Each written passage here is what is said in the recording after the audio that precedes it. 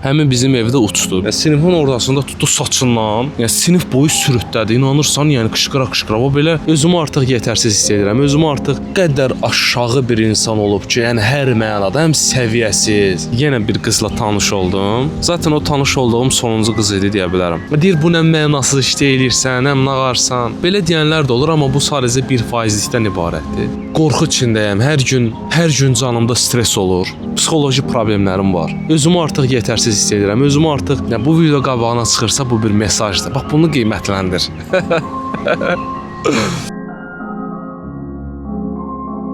Mən uşaq olanda biz kirayə evdə qalırdıq. Evdə nətər deyim, tamamilə taxtadan hazırlanmışdı. Adicə mən uşaq gücümlə evə toxunanda ev sirkələnirdi. Yəni hər zaman onun qorxusunu keçirdirdim ki, ev bir gün başımıza uçacaq. Çünki güclü bir külək əsəndə ev ciddi şəkildə sirkələnirdi. Qonşunun oğlu var idi, adı Amil idi, səhv eləmirəmsə. Çox ibnə uşaq idi.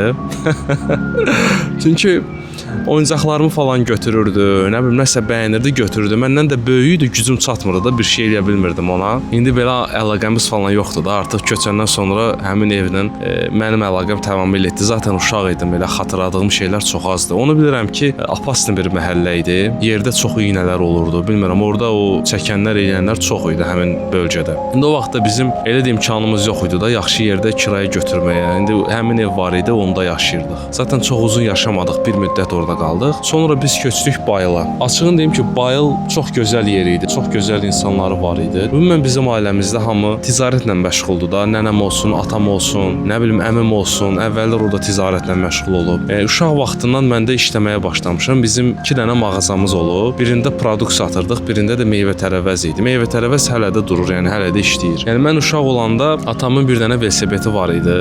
Həmin o kirayə ev deyirdim, taxtadan düzəldilən. Minirdik velosipedə, oradan atam aparırdı məni iş yerinə. Həmin məhəllə qapalı bir məhəllədir. 4 bir tərəf bağlıdır deyə bilərəm. Atamın xəyalı olub hər zaman oradan bir ev almaq istəyib. Axırda da bu xəyala nail oldu. Oradan bir ev ala bildik. Artıq 4 ildir orada yaşayırıq. Nəysə, bir müddət həmin o taxtadan evdə qalandan sonra Bakıda güclü külək əsdi. Neçə dənə ağac da uçmuşdu. Zaten Bakı bir küləklə, bir yağışınla məşhurdur. Həmin bizim evdə uçdu. Biz də məcburiyyət qarşısına getdik. Bayıldan bir ev aldıq. Orada artıq yaşamağa başladıq. Bir uzun müddət biz Bayılda yaşadıq. Bayıldan işə gedirdim. Məsələn, mən onda uşaq idim da, var idi. Yəqin olardı bir, 8 yaşım, 10 yaşım, 12 yaşım, belə bilmirəm, xatırlamıram. Mən atam meyvə-tərəvəzə qoyurdu ki, bəs burada işlə də.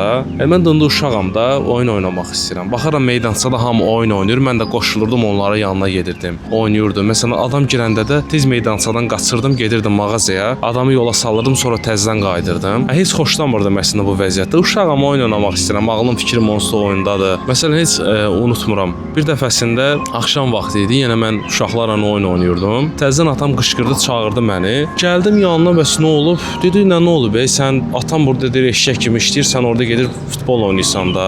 Heç unutmuram da, o sözü yadımdan çıxmır. Hər şeyin bir vaxtı var. İndi böyümüşəm, 24 yaşım var. Artıq mənim canım onsuz da gedib o meydançada futbol oynamaq istəmir də. Hər şeyin bir vaxtı var, periodu var. Atam vaxtında psixoloji bir təzyiq mi deyim, nə deyim, elədi üstümə uşaqlığımı belə bir maneçilik törədirdi də, belə deyim. Mənim atam özü Qarabağ veteranıdır. İndi bugünkü halda yox, amma mən uşaq olanda həqiqətən çox əsəbi, nervli adam idim. Bir söz demək olmurdu. Vurur eləyirdi də, belə bir adam idi. Əsəbi idi, çox əsəbi idi. Mən də uşaq vaxtı çox dəcəl olmuşam deyə çox döyülmüşəm. Dəcəl uşaq olmuşam da, neyniyim. Bayıla köçəndən sonra orada məktəbə başladım. Məktəb illərim əslində baxıram çox travmatik keçib. Müəllimlərimiz döyürdü, söyürdü, nə bilim, gəlirdilər dəftəri cırırdılar. Ondan sonra əlimizi xətkeşlə vururdular. İndi o vaxtın uşaqları bilirdi. Hələ bizdəki əvvəl nəsil lap çırpılıb. Ənənələr də davam eləyir. Nə bilim, gedirdik nar ağacı falan tapşırır, deyir, gətirin. Nar ağacı gətirirdik, onunla əlimizə vururdu. Mənim bir sinif yoldaşım var idi, qız idi. Nəsə bir şey olmuşdu. Belə ağıllı da qız idi, şey deyil idi. Elə tərbiyəsiz bir şey yox idi. Və adam sinifin ortasında qadın idi, qadın müəllimə idi. Sinifin ortasında tutdu saçından. Sinif boyu sürütlədi. İnanırsan, qışqıra-qışqıra. O belə şeylər olub məktəbdə də xatırladığım. İnandırım sizi, o qədər onlar mənasız, o qədər belə deyim, yersiz adamlar olub ki, müəllimələrimdən söhbət gedir. 11 il üzünü görmüşəm, 11 il.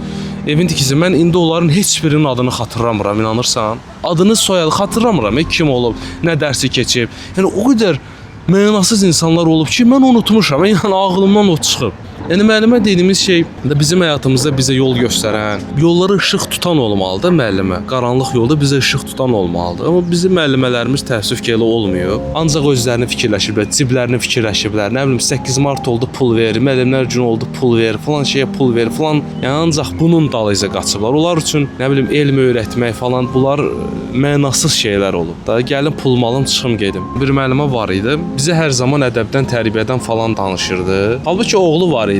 Onun oğlu əməlli başlı, yəni o zərərli maddələr istifadə edən, nə bilim içki içən, belə siqaret çəkən insanlar ki, məsələn, nəyisə tövsiyə eləyirsə, deməli onun yoxluğunu özündə hiss eləyir də, başa düşün? Çünki özündə yoxdur. Yəni belə məktəb deyəndə ağlıma belə travmatik şeylər gəlir. Təəssüf ki, yəni xoş şeylərdən danışmaq istərdim, amma gəlmir. Yəni nə yalan deyim, ağlıma gəlmir. Sonra mən idmana yazıldım. İdmana qarşı marağım var idi. Elə də dərs oxuyan bir insan deyildim, nə yalan deyim. Şeir əzbərləyirəm, çıxıram məsələn, danışıram. Şeirin hansısa bir kupleti yadımdan çıxanda, ya müəllimlər elə nalayiq sözlər deyirdi ki, zaten sənin oxumağa da həvəsin qalmırdı. Sonra mən karateyə başladım, karateyə. Nə az nə çox 7 il bu idman növü ilə məşğul oldum. Mənim zaten karatedə o qədər çox müəllimim tərəfindən psixoloji zərbələr almışam ki, yəni həddi hududu yoxdur da. Yəni mən o müəllimin məni etdikləri, başqalarını etdikləri o qədər aşağı bir insan olub ki, yəni hər mənada həm səviyyəsiz, necə deyim, çox axmaq. Yəni bilmirəm də bu insanı yəni nə qədər belə təhqir eləsəm də, söysəm də azdır da. İndi bilmirəm nə işlə məşğul, amma çox aşağı səviyyəli bir insan olub. Hətta onun qardaşı da müəllim idi. Onun qardaşı ümumiyyətlə başdan xarabın biri olub. Yəni düşünün, yarışdı məsələn, uşağı deyir ki, yumruq at, təpiyyat belə elə falan elə. O onu eləmirdi da. Yarışın ortasına gelirdi uşağı, yumruq təpiyin altına salırdı. Cəmaatın içində də bilmirsən bu uşaq da bir şəxsiyyətdir. Bu uşaq da bu adamlar oradan baxır, ayıbdır, bir videoya çəkir. Nə bilim, sən bunu niyə bu vəziyyətə salırsan? Həmin uşaq nəticədə ömür boyu özgüvənsiz olacaq, onun müəyyən problemləri olacaq. Yəni bu belə başdan xarab insanlar olub. Amma mən 7 il buna dözmüşəm. Bunu bizə elə göstərirdilər ki, sanki kişisən də, kişi belə olmalıdır da. Yəni döyülsən nə olar ki, yəni ola bilər də hə. Yəni bu şeyi bizə normallaşdırıblar. Mən indi bu yaşımda yeni bu şeylərin fərqinə varıram ki, yəni bu insanın etdikləri çox pis, bərbad, yəni heç doğru şeylər olmayıb da, belə deyim. Yəni ona qarşı içimdə bir, necə deyim, böyük bir kindarlıq var da. Yəni o kindarlıqla mən hesablaşa bilmirəm. O insana mən haqqımı halal eləyə bilmirəm. Zaten çıxdım onun yanından sonra da. O təhdid eləyirdi məsələn, deyirdi ki, əgər sən başqa müəllimin yanına getsən də səni orada nə bilim incidəcəm, problem yaradacağam. Zaten karate idmanında belə bir şey var idi. Mən yığma komandada da məşğul olmuşam, getmişəm ora. Yığma komandaya düşmüşəm daha doğrusu. Orada da görürəm ki, bəlli bir klan var. Bu klan artıq özünü orada tutub da. Adam illərdir ki, həmin oradadır. Tutub özünü də. Müəllimlər ona qarşı ayrı münasibət göstərir. İnsanlar ona qarşı ayrı bir münasibət göstərir. Yəni sən ora sonradan qəbul olursansa, yəni 3-cü sinif bir vətəndaşlığın olur da. Sənə qarşı münasibət artıq orada dəyişir. Hakimlərin sənə qarşı haqsızlığı olur. Xal alırsan, xalını vermirlər. Yəni belə şeylər nə bilim Azərbaycanın hər yerində var. Orada da mənim başıma. Yəni bu şeylər əslində idmandan ircənməyimin başlıca səbəblərindən biri olub deyə bilərəm. 11-ci sinifdə oxuyanda bir qız var idi. Mən bizim məhəlləmizdə Bayılda olanda orada bir park var idi. Tez-tez o parka gedirdim. O qızı da orada görmüşdüm. O da tez-tez gəlirdi ailəsindən, nə bilim qohumları ilə gəlirdi ora. Ya mənim də xoşuma gəlirdi açıq. Qəşəng qız idi, belə tərbiyəli qız idi. Sonrasında necəsə də xatırlamıram, yadımdan çıxıb. Onunla əlaqə qurdum, nömrəsini aldım. Danışdıq uzun müddət, sonra görüşməyə başladıq. Elə bir qız idi ki, insanı necə deyim, çox sıxırdı, çox tez-tez yazırdı. Mən artıq universitetin birinci ilinə başlamışdım. Universitetə qəbul olmuşdum. İndi universitet haqqında da danışacağam, fikirlərimi bölüşəcəm. Yəni əslində universitet məktəbdən elə də fərqli bir yer olmayıb deyə bilərəm mənim üçün. Nəysə bu qız tez-tez yazmağı, tez-tez maraqlanmağı məni bir qədər özündən soyutdurdu deyə bilərəm və tez-tez də dalaşırdıq. Yəni səbəbi nə olur olsun belə mənasız şeylər üstündə onunla çox dalaşırdıq. İndi heç xatırlamıram, yadıma da gəlmir. Sonrasında mədəni bir şəkildə onu görüşə dəvət elədim, gəldi. Dedim yəni bizdən alınmır da, dalaşırıq, eləyirik. Yaxşı deyil də. Belə dedim, oradan ayrıldıq. Bir şeylər yaşadıq, bitdi. İndi bilmirəm hardadır, nə edir. Əgər videonu izləyirsən, ümid edirəm xoşbəxtsən. Allah hər kəsi xoşbəxt eləsin. Sonra yenə bir qızla tanış oldum. Zaten o tanış olduğum sonuncu qız idi deyə bilərəm. Amma tanışlıq hekayəmiz o qədər Ya o qədər qəribə idi ki, mən Instagramda gəzəndə onu gördüm. Profildə şəkli falan yox idi da. Prosta yazdım. Biz danışmağa başladıq. Bir uzun müddət danışırdıq da, gecədən səhərə qədər söhbətlərimiz olurdu. Mənim də universitetdə sərbəst iş verməli idim. Bir gərək 10 səhifə yazmalı idim da. 10 səhifəm, 15 səhifəm sərbəst iş verməli idim. İndi universitetdə oxuyanlar bilir sərbəst iş nədir. Da izah eləmək istəmirəm. Nəysə, mənim bilmədiyim bir mövzu idi, səhv eləmirəmsə. Ona yazdım. Dedim bax belə bir iş var. Bəs eləyə bilərsənmi də? O da təklifimi qəbul elədi. 15 səhifəni əli ilə yazdı. Yəni düşünə bilirsən 15 səhifəni əli ilə. Həm də mən belə bir zəmin də yaratdım ki, bu sərbəst işi yazsın qız. Mən də ondan görüşə bilim də, çünki bunu götürməliyəm də, yəni əlinlə götürməliyəm. Onu bilirdim ki, şokolad yeməyi xoşlayır. Bir dənə şokolad almışdım, Alpengold. 28 mayda görüşdük. Mən sərbəst işimi aldım. Şokoladı da verdim, amma o qədər gözəl bir qız idi ki, həqiqətən. Yəni çox gözəl, tipik rus qızı idi. Azərbaycanlı idi, amma rus qızları kimi idi. Məsələn, göy, sarışın, ağ belə çox gözəl, yəni qızı həqiqətən çox gözəl idi. Amma onda birinci qızdan fərqli olaraq, onda heç qayğı deyilən şey yox idi. Heç vaxt məsələn yazmazdı.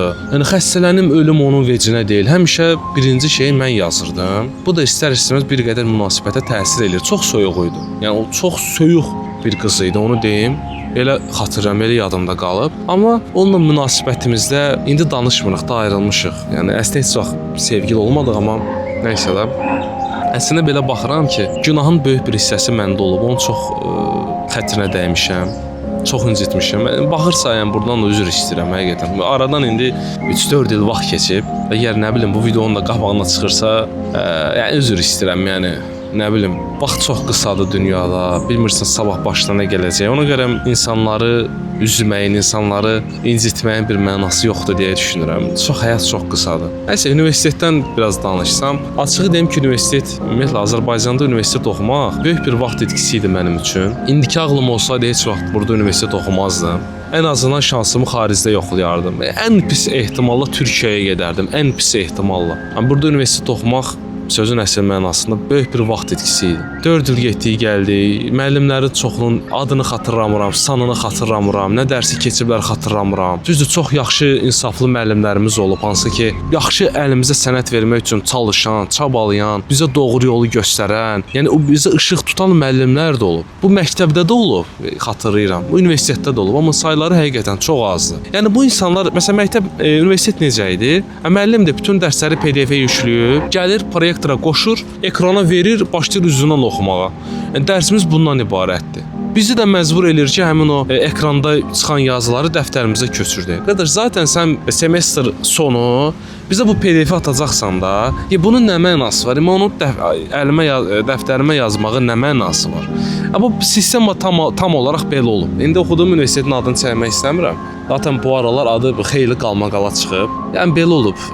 İndiki ağlım olsaydı Azərbaycanda universitet oxumazdım. İnsanlara da tövsiyə etmirəm. Yəni nə bacarırsınızsa, borc tapın, kredit tapın, bir şey edin. Gedin ən azından nə bilim Polşaya, gedin ən azından Türkiyəyə. Yəni bu dünyanız dəyişsin, ətrafınız dəyişsin, fərqli bir mühitə düşün. Belə fikirləşirəm mən. Bilmirəm siz nə fikirləşirsiniz? Mən proqramlaşdırma ilə məşğul olmuşdum. Hardasa bir 4 ildir ki, bu işlə məşğul idim. 4 il. Əslində ilk başlayanda bu işi çox sevirdim. Çox xoşuma gəlirdi. Hər gün saatlarla məşğul olurdum. Amma nə bilim, zaman keçdikcə bu işə qarşı içimdə bir qədər nifrət yarandı artıq.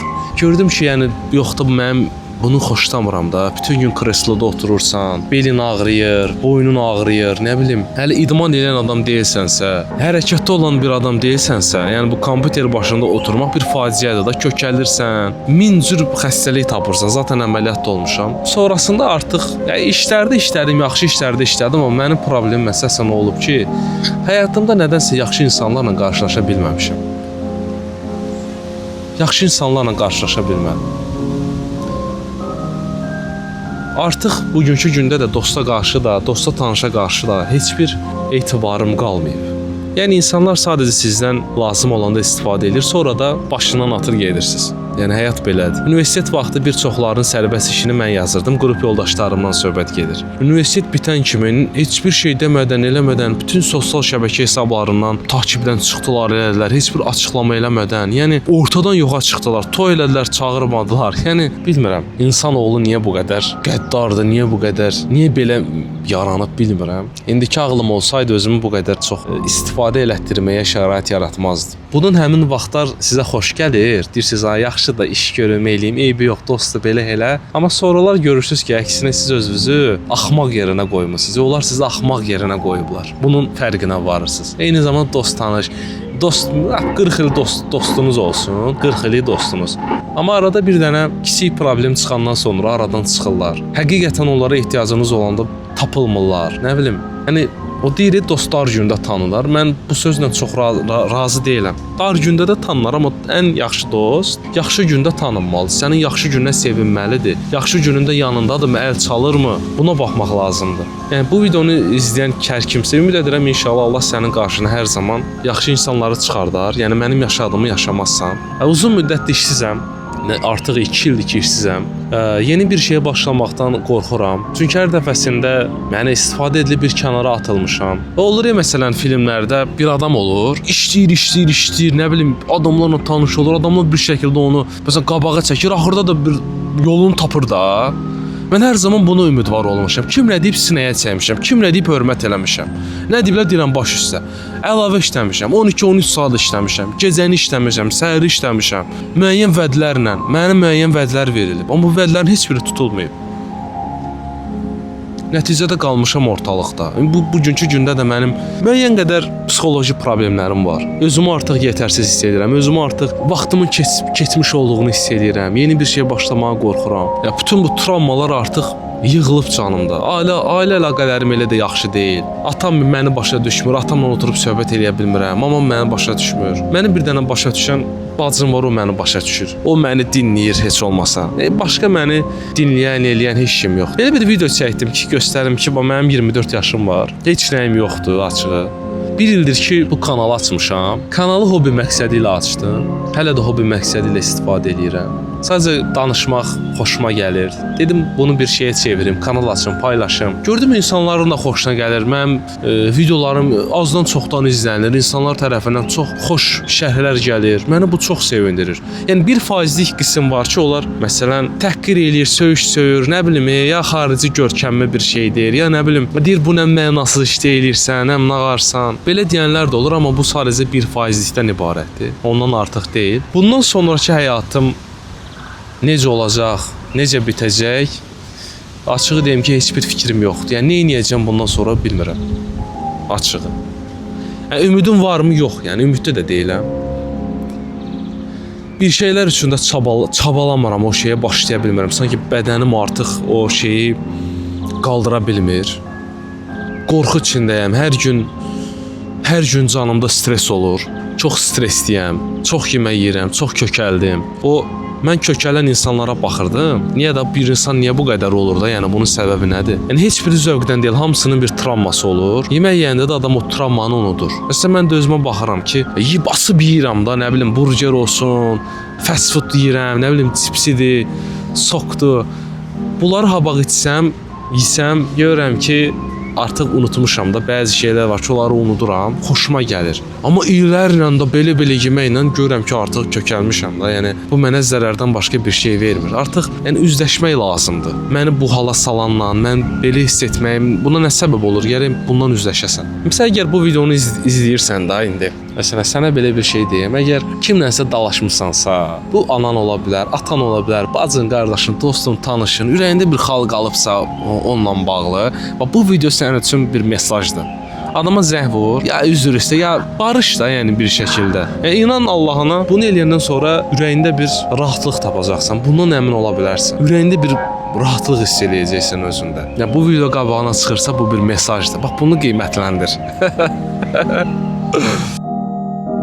Məsələn, insanlar tez-tez deyirlər ki, hər şey boş şeydir, sağlamlığın oldu bəsdir. Mən bu sözlə razı deyiləm. Nə ola bilər adamdır, sağlamlığı yoxdur da, ya bir xərçəng xəstəsidir, ya bədəninin hansısa bir üzvü yoxdur. İndi bu adam üçün həyat bitdi deməkdir. O qədər mən sosial şəbəkədə elə həyatın özündə də o qədər insan tanıyıram ki, heç sağlam, canı gücü yerində olan insanın onun elədiyinin onda birini eləyə bilməyib. Adam yatalaqdır, universitet qutarıb. Ümumiyyətlə ümid var. Nə qədər ki sənin artıq zehnin təmizdir, nə qədər ki sənin ürəyin təmizdir, sən hər şey eləyə bilərsən. Şərt elə sağlam olasan. Yəni sağlam olmayıb da çox şey bacaran insan var. Bu əsas odur ki, sənin zehnin, ağlın, düşüncən, təfəkkürün, ürəyin sağlam olsun. Əsas olan budur.